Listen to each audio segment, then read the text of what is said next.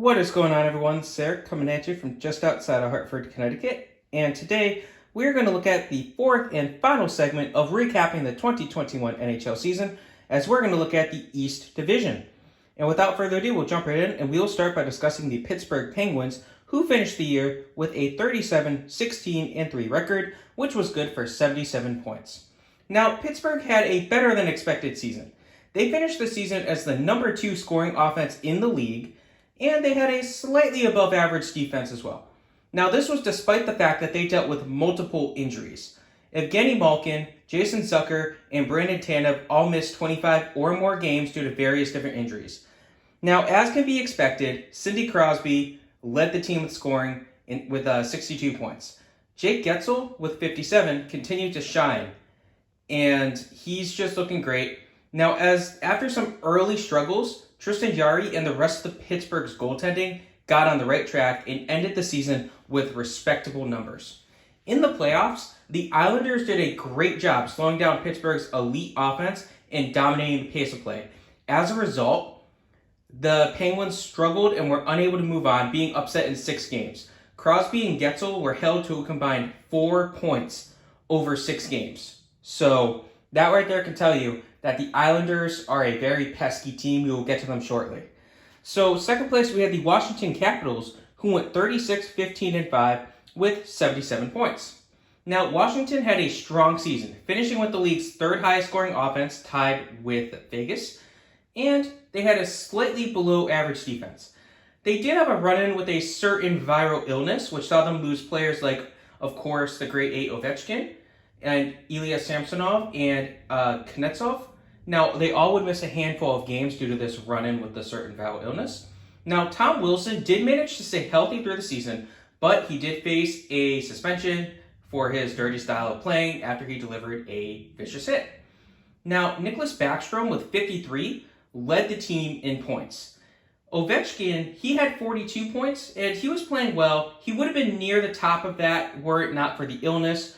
It remains to be seen if the illness kind of really zapped him of energy and strength through the season. We'll have to see in the future.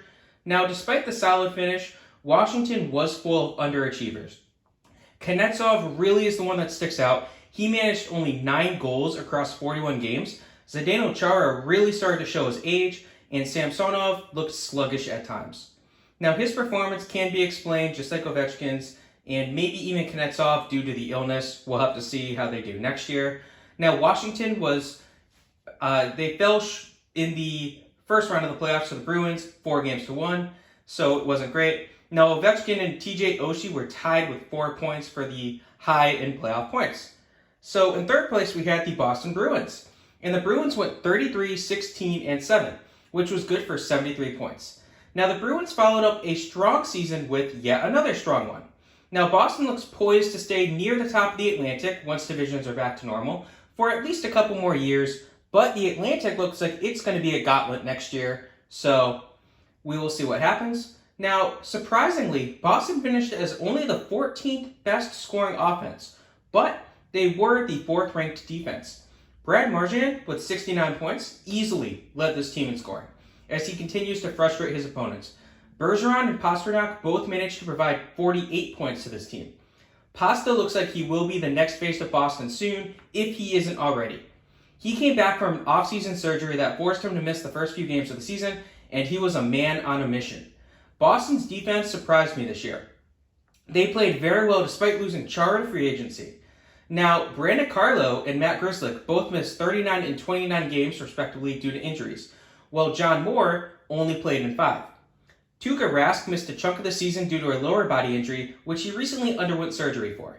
He looked good before it, but he did not play well in the postseason, particularly in the series against the Islanders. Jeremy Swayman stood up when Rask was out,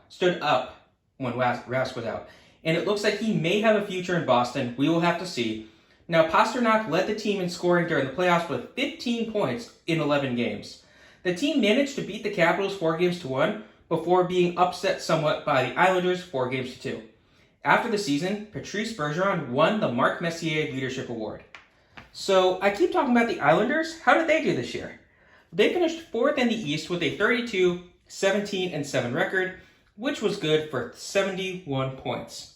Now the Islanders, they did it once more. They made a run that nobody really saw coming. This team is pesky, and they swarm you when you are around the puck. They will dedicate and dictate the pace of play, and this is exactly what they want. This is how they beat you. So the Islanders, they did lose Captain Anders Lee in mid-March due to a knee injury, but they still were able to make a run without him. While the Islanders' offense was mediocre, they ranked 20th, they did have the second best defense, behind only Vegas. Now, Matthew Barzal stepped up as a leader when Lee went down, and he led the team in points with 45. Kyle Palmieri and Travis Zajac did not provide much of a spark during the regular season, unfortunately, when they were acquired at the deadline. Now, rookie Ilya Sorokin and veteran Semyon Varlamov split goaltending duties. This was the best-case scenario for the Islanders, as Sorokin looks to be a strong goalie of the future.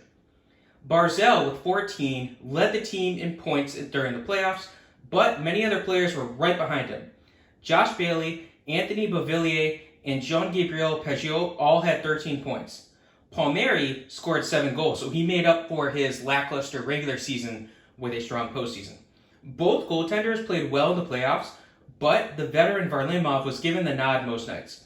The Islanders upset the Penguins and the Bruins to win the East, and they played the Tampa Bay Lightning to 7 games before falling to them in the conference finals. After the season was over, Lou Lamoriello was named the general manager of the year. Quite an accomplishment.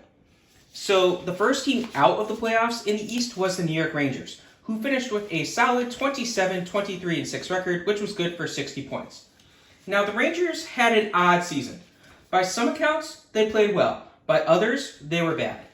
They were pretty middle of the pack, both offensively and defensively, as they ranked 11th on offense and 14th on defense. Now, Artemi Panarin had an odd season. He missed a few weeks after a Russian newspaper alleged that he had assaulted a woman a few years back, and most believe this story to be false, however, as he is an outspoken critic of Russian President Vladimir Putin. He did come back from that, but he ended up getting shut down near the tail end of the season due to an injury, so he ended up missing a couple games due to that. Now, despite missing 14 games, the Breadman himself led the Rangers in scoring with 58 points. Mika Zibanejad was second on the team, but he struggled to replicate last season's success, so he was a slight disappointment. Adam Fox led the team with 42 assists. Now, unfortunately for the Rangers, there are 2 young top picks, Alexis Lafreniere with 21 and Kaapo Kakko with 17. Each struggled to take steps forward. But there isn't too much cause for concern, as both are still very young, and there was not really much of an offseason to speak of, especially for Lafreniere. So we'll have to see what happens with them in the future. Now the future for this team is still bright. After the season ended, Adam Fox won the James Norris Award as the league's best defenseman, and David Quinn was fired as head coach.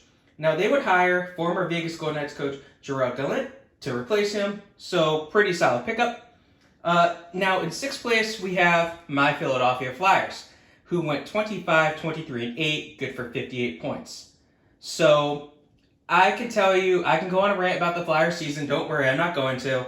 The Flyers were the biggest disappointment in the NHL this year. Why do I say that? Vancouver had a much larger viral illness breakout than the Flyers did, and Dallas dealt with far more injuries than the Flyers did. So the Flyers are the biggest disappointment in the NHL from the 2021 season, hands down, without a doubt.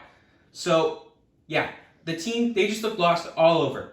The supposed high-power offense finished ranked 15th, while their defense allowed 201 goals, which was the most in the league. Yes, even more than the Anaheim Ducks and Buffalo Sabres.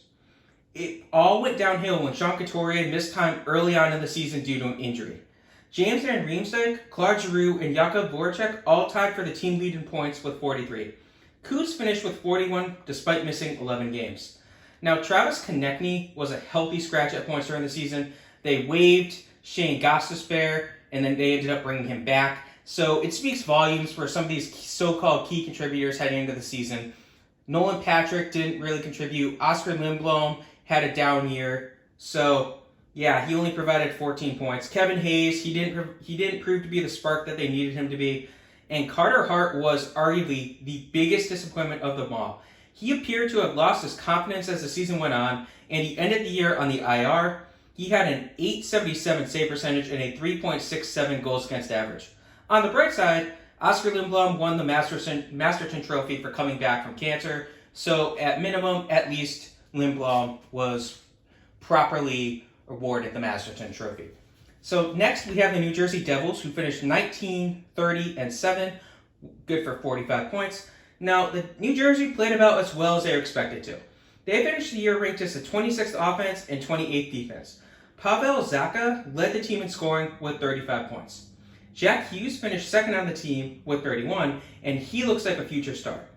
PK Subban continued his decline as a player.